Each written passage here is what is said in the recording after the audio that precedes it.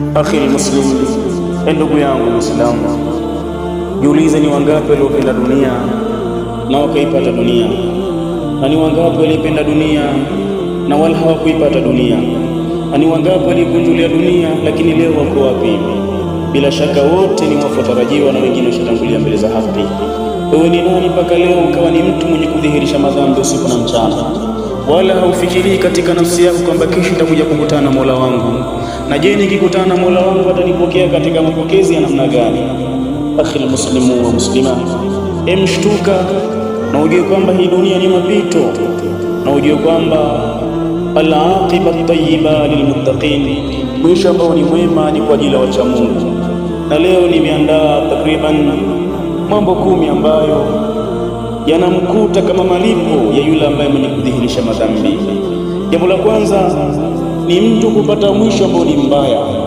Siku zote asi hana mwisho mzuri baina yake na Allah subhanahu wa ta'ala.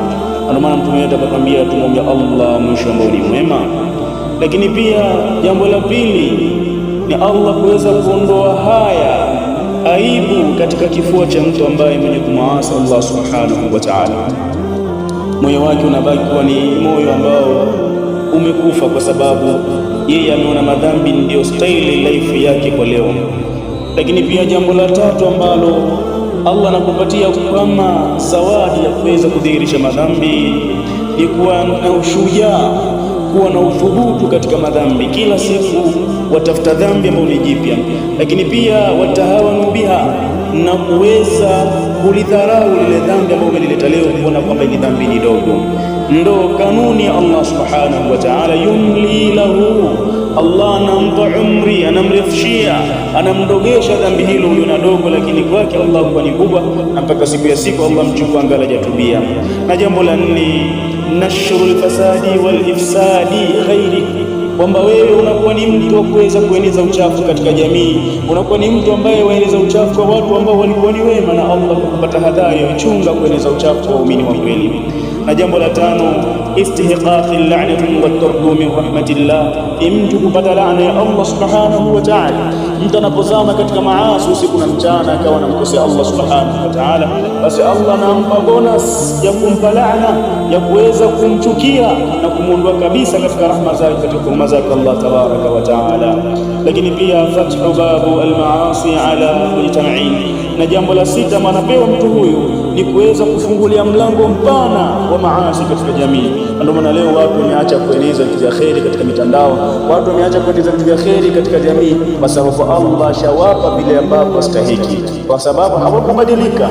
Allah kawapa vile vile vinyowataka, na walihi bima tawalla, tunawaelekeza kule kule walikochagua. Wanuslihim jahannam, na mafikio yao ni katika moto jahannam, wasaat maswira, na hayo ni mafikio ambayo ni mabovu.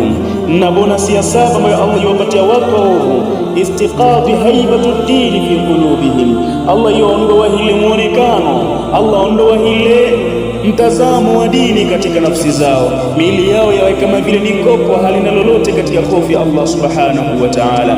Na jambo la 8 lenye Allah wapatia watu ambao ni waovu ni wuqu'u fil mujahira allati hadhara minha an-nabiy sallallahu alaihi wasallam, ni kuangukia katika jambo la kudhihirisha madhambi, jambo la kuweza kudhihirisha madhambi katika jamii, na wala hashtuki kwamba hii ni dhambi imeidhihirisha katika jamii, kama alivyosema Mtume Muhammad sallallahu alaihi wasallam, madhambi yote watu wote Allah yuwasamehe isipokuwa mtu mwenye kudhihirisha madhambi.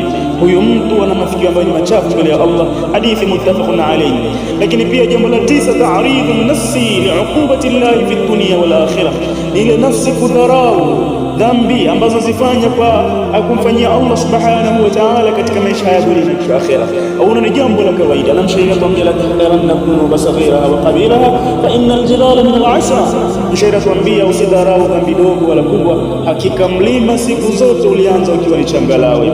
Na dhambi ya mwisho na ya 10 ambayo malipo ya 10 na ya mwisho, alhirmani min at-taubati as-sadiqa, Allah subhanahu wa ta'ala kumvua mtu huyu, kumpa ile bonus ya kufanya tauba ya kweli baina yake na Allah subhanahu wa ta'ala, bisababi istihanati bidhambi, kwa sababu yake yeye kwa kuweza kupenda na kuendekeza madhambi kila siku. Akhi muslim, Ndugu yangu Muislamu, madhambi siku zote hayana faida isipokuwa yabaki albuka wa nadami, kulia na majuto, na wakati wa kulia hakusaidii chochote kile mbele ya Allah subhanahu wa ta'ala.